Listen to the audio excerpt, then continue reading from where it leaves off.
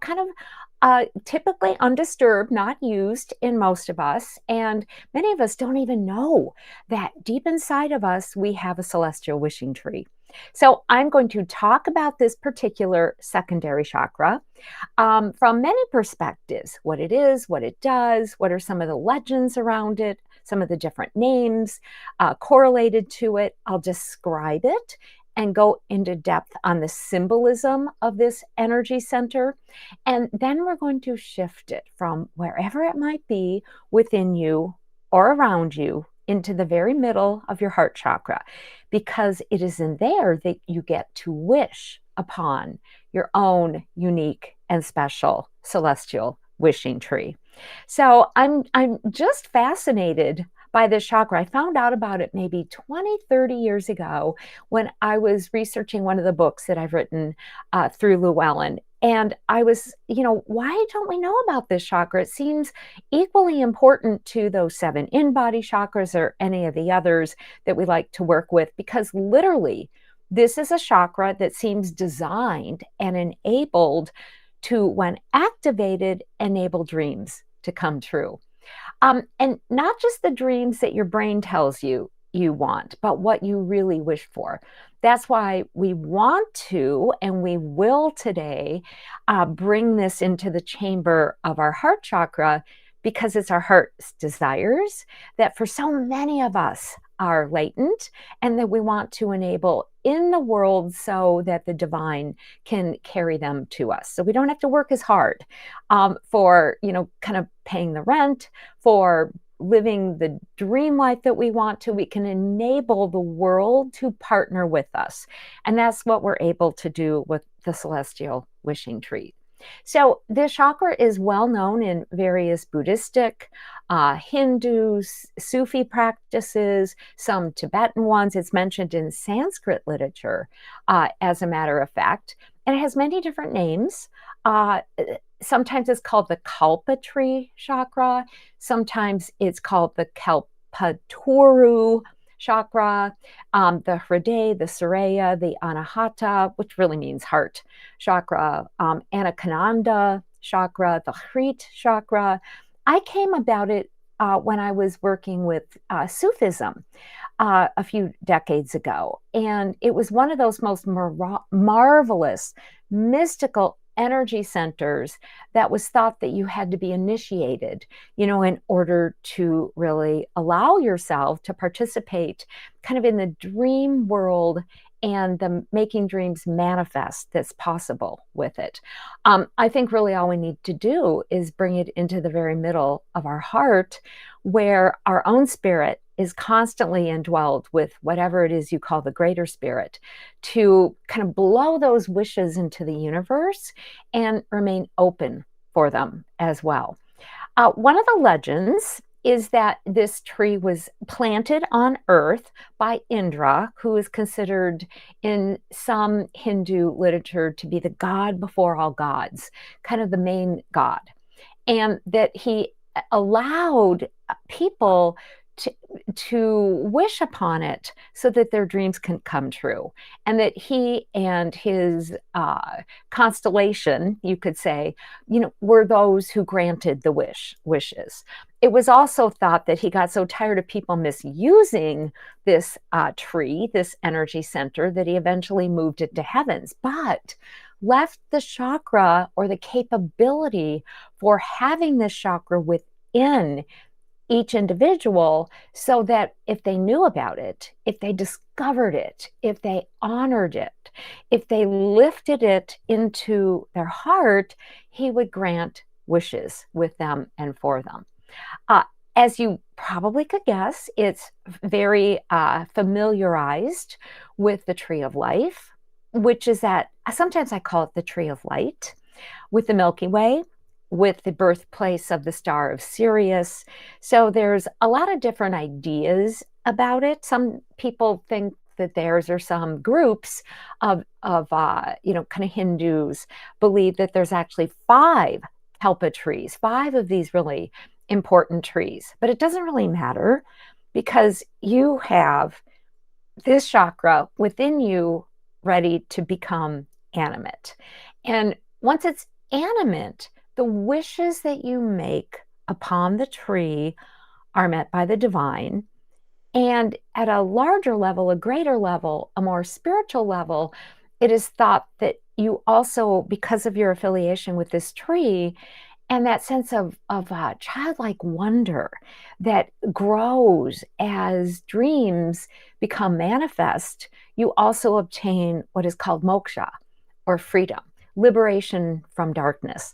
I think these days, the way that the world is, I don't have to tell you how challenging the world is, or maybe different parts of your life are as well. That freedom from darkness is a promise that I think we all want to be encouraged to realize, and to live that way of what's sometimes called in the teachings of the light. The teachings of the light are a Gnostic idea that are based on their interpretations of the tree of life that kind of support us in living kind of the simple life, the way that it seems like humans are really designed to live, where we take care of the innocent, we take care of the elderly, we take care of each other, the earth takes care of us, we take care of the earth. The tree of life is seen as kind of an immortal connection to nature and the cosmos and the divine simultaneously. And we get to enjoy what we might call the spiritual laws of the light, which are that whatever you do need is provided.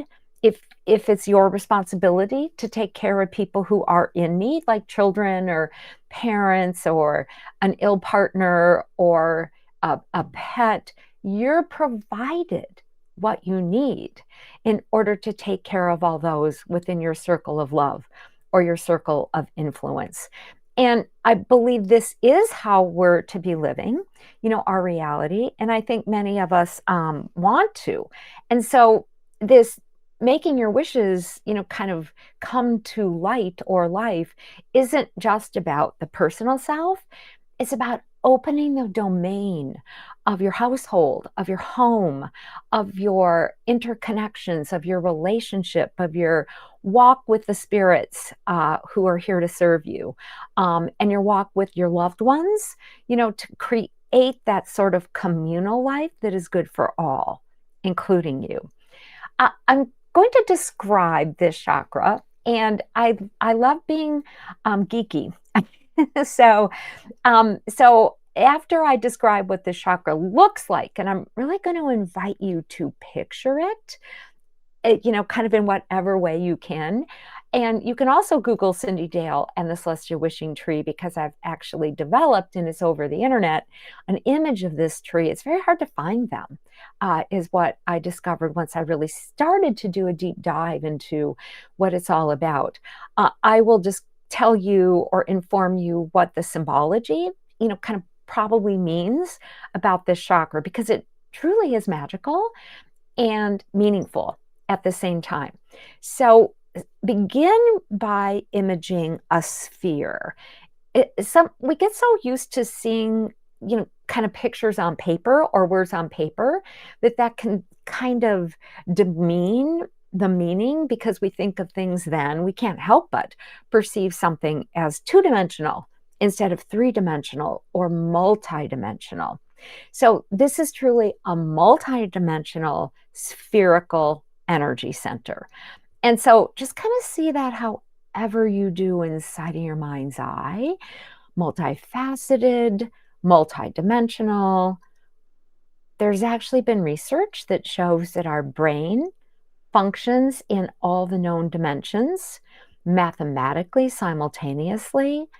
There's research in time and space that is pretty much proving, when you use the word proving, you don't really know kind of how supported that is, but classical science, quantum physicists are suggesting we're all multidimensional, and we have these little strings inside that connect us to everywhere and everyone. So perceive as best as you can this sort of multidimensional, spherical, beautiful ball of dream light.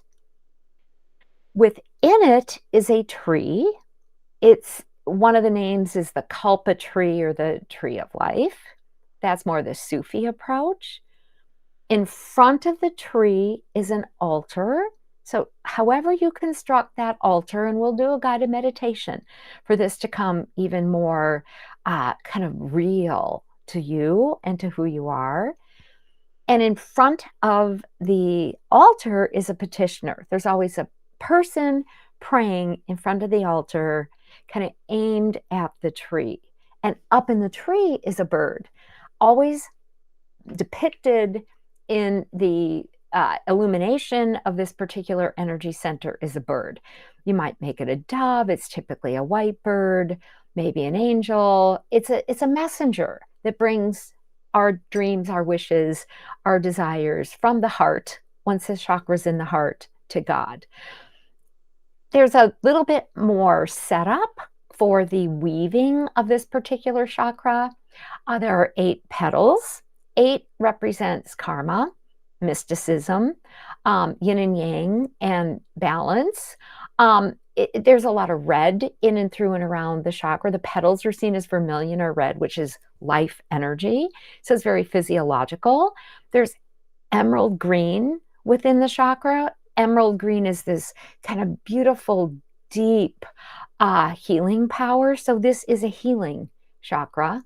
What's called the sakona, it's basically a 6-pointed star, has an equal amount of male and female energy in it, and represents the source of all creation. So when you're connecting in and through this, your celestial wishing tree chakra, you're coming to the source, and the source is coming through you. The 6 for the sakona represents the choice between good and bad. And that's just really important to know, that that magic is about energy, and that dreams are about magic. And we want to hold ourselves in the purity kind of the light that we are, and trust that from our heart, we always desire what's best for self and what's best for others. And there's a ton of gold in and around this particular chakra. Gold is probably the highest and the most powerful of all frequencies in many different, many,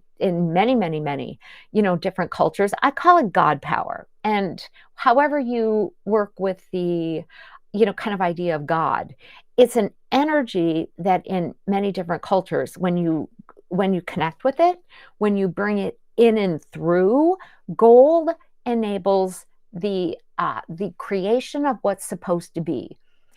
C.S. Lewis is a very interesting Oxfordian theologian, now deceased, a Christian theologian. He wrote the Chronicles of Narnia books, one of my favorite books in all of the world. And he talked about miracles as the appearance of what's supposed to be. So that's what we're dedicated to with and through our own celestial wishing trees, is let's bring in, let's open to, let's receive, let's be servants of what is supposed to be. So let me talk a little bit about this particular chakra and where it might be within your body, especially if this is a new thought to you. Many times when we're born, and the chakra can remain in the left side of the solar plexus chakra. And so it's, kind of solar plexus, your yellow chakra, is in the, gut center. And this one kind of hides out, for many of us, a little bit to the left side. It's almost shy. I almost think of the way that it's, kind of tucked in, again, for most of us in the left side, as sort of, kind of a little bit like maybe embarrassed, not in a negative way, but, like ready to be summoned, ready to be called, ready to be made more of.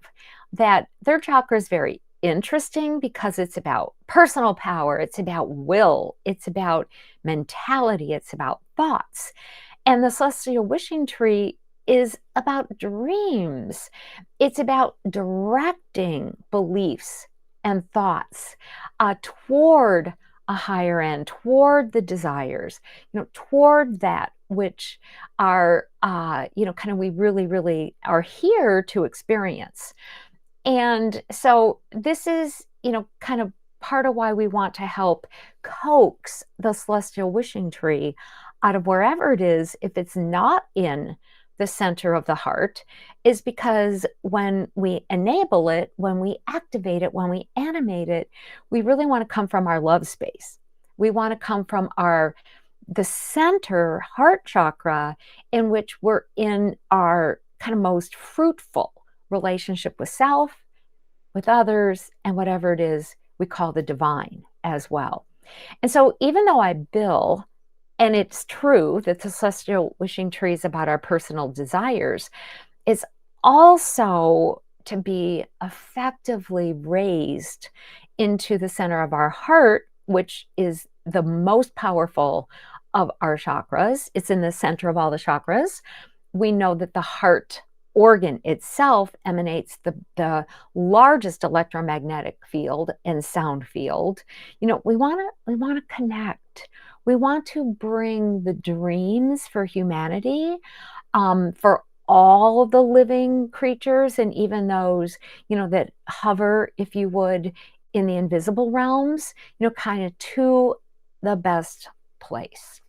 So we're going to conduct a guided meditation for about 10 minutes, in which wherever your celestial wishing tree is, it might be in your feet, it might be out in your energy field. It's just, I typically find that it's in the left side, a peeper solar plexus, ready to move up into its grandness and its greatness and its sweetness as well. And so we'll do some movement in and through some breathing, and allow it to be like when somebody's here unstruck, so we can strike it with goodness. And I'll give you a little space in the guided meditation to do your dreaming, and maybe even to allow your own spirit or soul to help unveil for you what some of the deepest of your heart's desires might be and have always been, so you can await them with joy and eagerness. And know that the great and the small are co-equal. One of your heart's desires might be to be able to enjoy ice cream. If at times you're allergic to ice cream, or to get a book published, or to bring yourself into a sense of peace, with self and with your history. Whatever your dreams are, it's about your dreams, and it's about enabling, the goodness for you to fold into and to offer as well to others. All right, take a couple deep breaths. Know that in many cultures, the words for breath and spirit are one and the same. And that every time you just allow your breath, and your breath knows how to breathe, your lungs know how to breathe with and through and for you. You're acknowledging your own spirit, your own divine essence, your own purity, your own self. And that every exhalation is an invitation to let go, to release what you're finished with, that which is complete, maybe what's never even been your energy or issue or challenge. And all this your breath is always doing for you instinctively, kindly, gently, powerfully, and beautifully. Know too that your own essence, your immortal self, is going to be performing and allowing this movement of an activation of your celestial wishing tree chakra.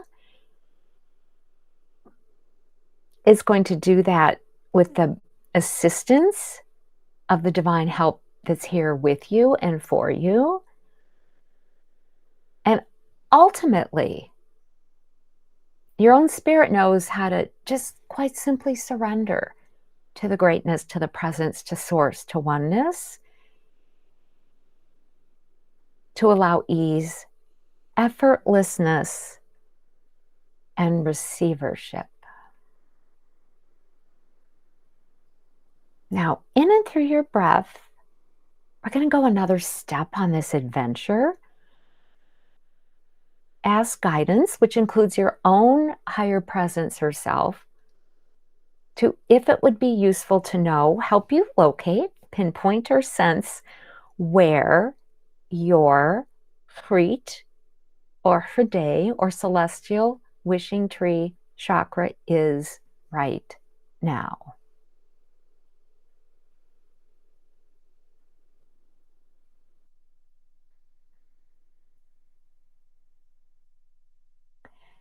You might get a physical sense, maybe an emotion, a thought, a memory, a lifting, a knowing, an image, messages.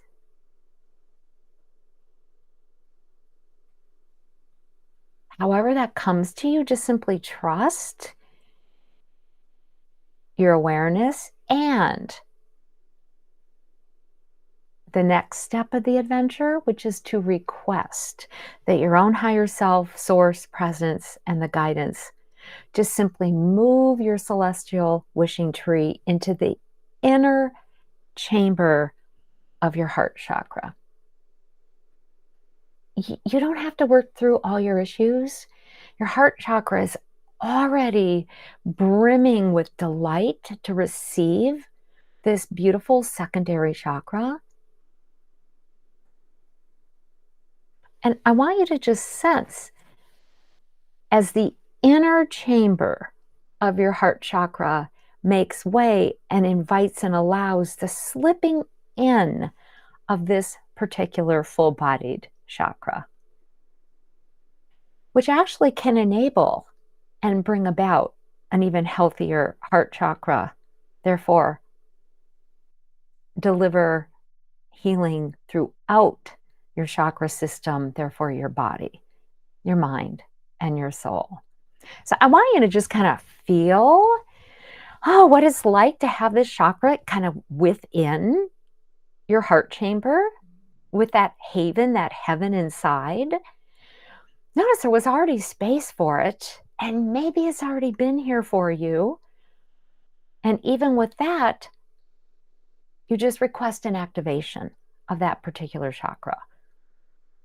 There's always healing energies available in and through the universe for you, and that emanate from inside a chakra to perform whatever function is best and highest for you. And then as that activation's occurring, your consciousness is going to slip inside your own celestial wishing tree chakra. Just slip inside as it comes to life.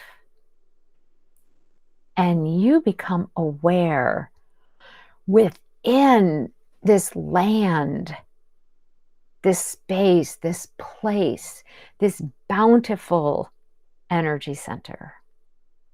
I just want you to have an experience of what it's like for you. Maybe there are speckles of emerald green and vermilion and gold, or other energies, other colors, very unique to who you are. And you do notice that there's a perfect position for you to slide into as the petitioner in front of an altar behind which is your tree of life, in which is perched an angel, a bird, a deliverer of dreams. And however it is you approach that altar, maybe you feel like a supplicant, you bow, you stand with your arms raised, you dance atop it. Be you. This is your chakra. Join into the magic of this energy center. Notice the light. Notice the sounds. Notice if there's any other presences supporting you.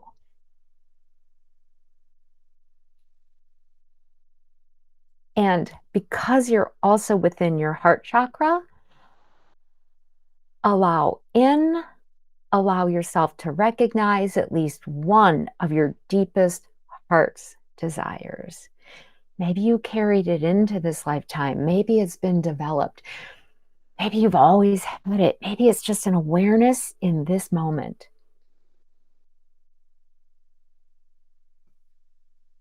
Allow to arise at least one heart desire. Now, you can have 42 of them. You can have 3 of them. You can ask for the unlimited number to be made known or even unknown, but just brought forth and recognized with love.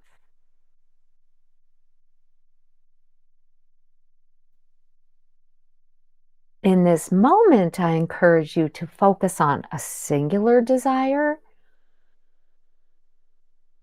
Play with it, shape it, feel it, mark it, breathe it, affirm it, acknowledge it. Love yourself for having that dream. And then offer it. Remember, there's a messenger. Allow yourself to relate to that messenger, the white bird, a white dragon, an angel, an aspect of your own soul or source of the divine. And this next part of the process is very important. Turn over that please, turn over the prayer. Allow yourself to release it, to surrender it, to know it as coming true, even as you gift it over to be carried into the world, into the heavens, into the universe, to whatever it is you call source, presence, and know is God.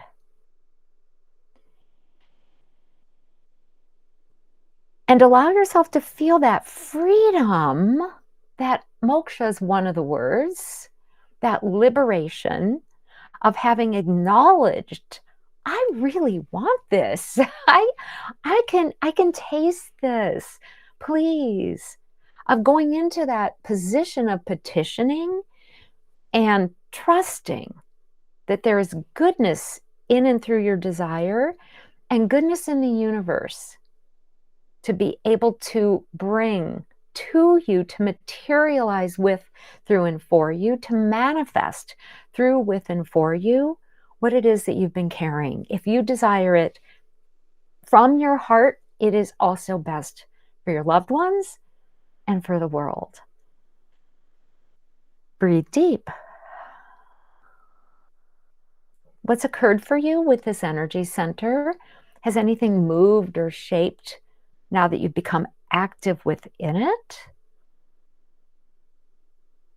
And know that whatever your list is of desires, they're known, they're heard. You can return here to this space, to this place, to this wonderment, to this role of being a petitioner. And also know that because guidance is involved, your inner guidance, higher guidance, if there's anything you need to do to best bring about your desires, your dreams, your vows, and your wishes, your intuitive faculties will steer you. They'll make sure that you know what it is you're to do or not do. My personal way of saying that is where I'm willing or unwilling, bring through the message. And because you don't have a body the way I have a body, make it clear for me. All right, we're going to start closing. We just have a few seconds left. Breathe deep, breathe in, be yourself, extend, and know that dreams are made to be manifested. So stay open, be aware. Count the graces as they come to you. Feel the gratitude for this moment, this day, this particular chakra, because not only does it enable flow for you, but through you, enable flows for all others. Bless to you all. Thank you for joining me all the way around the world. It was so cool to see where you're all from. And please redo this, guided meditation as often as you desire. So may you enjoy the rest of Llewellyn's presentations and have a beautiful, blessed Saturday as well. Thank you all.